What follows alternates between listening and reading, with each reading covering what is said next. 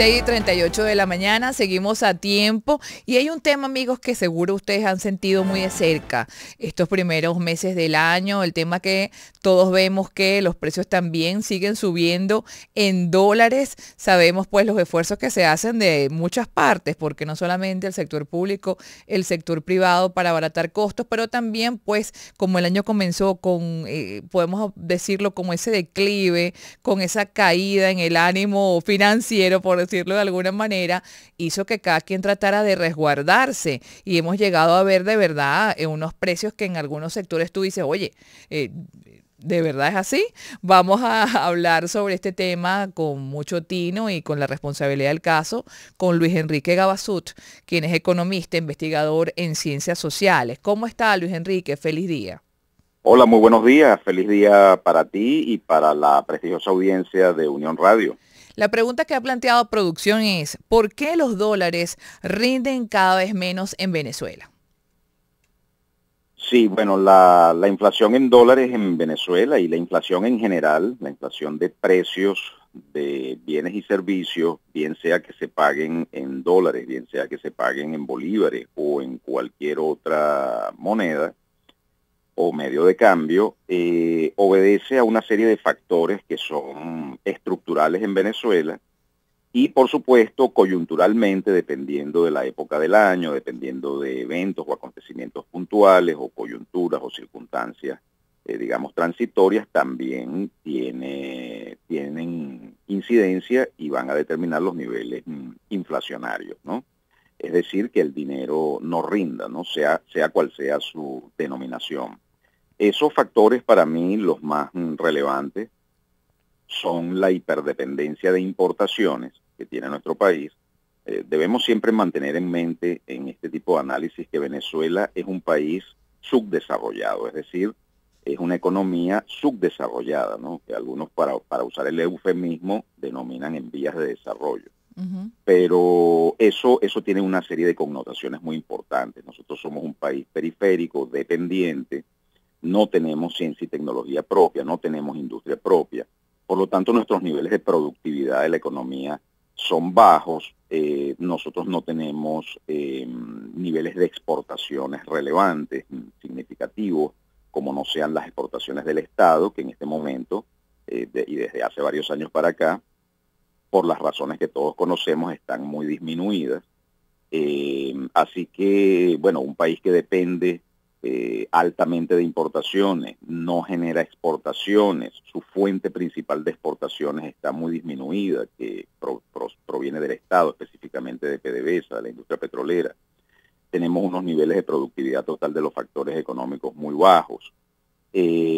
Bueno, todo eso se traduce en una escasez de oferta de divisas en la economía, porque el único oferente en el mercado cambiario nacional, o prácticamente el único, viene siendo el mismo Estado, que es el que genera las divisas, y estando disminuida esa fuente, pues obviamente va a haber una Sí. escasez.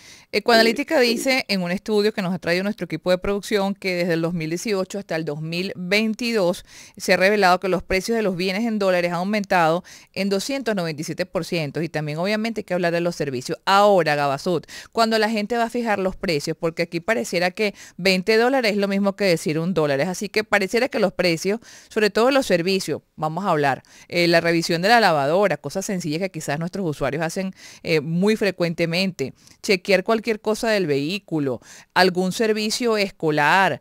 Si voy a la peluquería es así como 2 más 2 son 4, 4 más 2 son 6, creo que es 80. Ese tema de la fijación de precios va en la confianza, la poca confianza, la mediana confianza, el nivel de confianza que tiene la gente en la economía. No, el nivel de fijación de precios va en la medida en que el que te fija el precio, el que te ofrece el bien o el que te ofrece el servicio, tiene poder de mercado sobre ti como comprador. Es decir, si en ese segmento del mercado existe muy poca competencia, muy pocos oferentes de esos bienes y servicios, y tú tienes la concentración de mercado, porque eres un monopolio o te has cartelizado en un oligopolio, etcétera, pues evidentemente la formación de precios depende de la voluntad de quien ofrece el bien o servicio.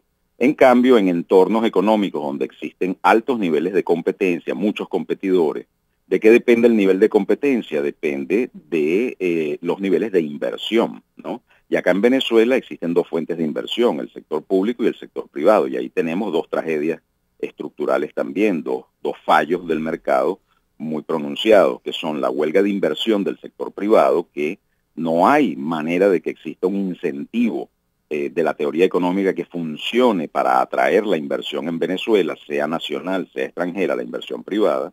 Y aparte de eso, tenemos una inversión pública que estructuralmente, históricamente, es ineficiente, excepto en el sector petrolero.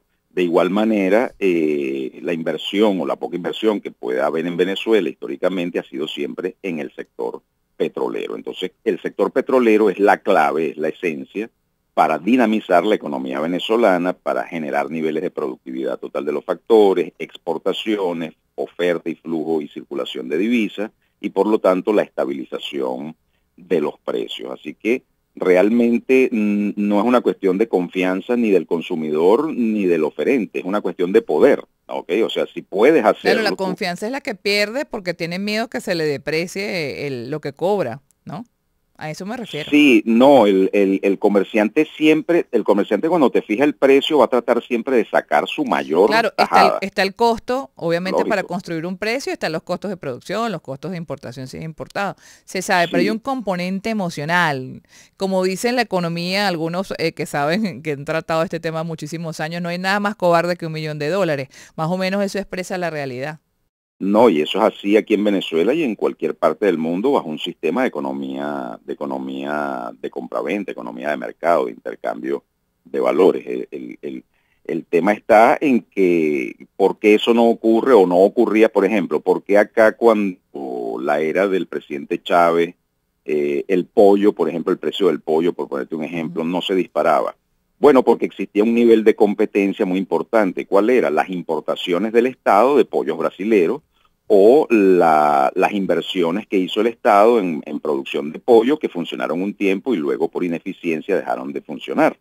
Entonces, en la medida en que tú en un momento dado tienes una posibilidad de un competidor que te está ofreciendo el pollo de buena calidad y a bajo precio, tú como productor de pollo no puedes poner el precio que te da la gana. Lo mismo ha ocurrido, te puedo mencionar el ejemplo de los servicios de telecomunicaciones.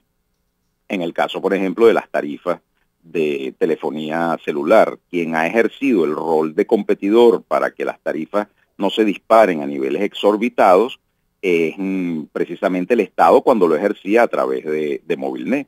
Entonces, mientras Movilnet podía mantener unas tarifas relativamente modestas, los otros oferentes en el mercado, que eran Digitel, Movistar, no podían disparar sus tarifas porque Movilnet, por decirlo coloquialmente, se los llevaba en los cachos. Entonces, es exactamente lo mismo en cualquier sector. En la medida en que existe una competencia lo suficientemente poderosa como para contrarrestar los niveles de precios, pues los precios no van a subir en ese segmento del mercado. Sin Evidentemente embargo, allí sí. tenderán al costo, el precio tenderá, como en economías competitivas, los precios tenderán al costo de producción.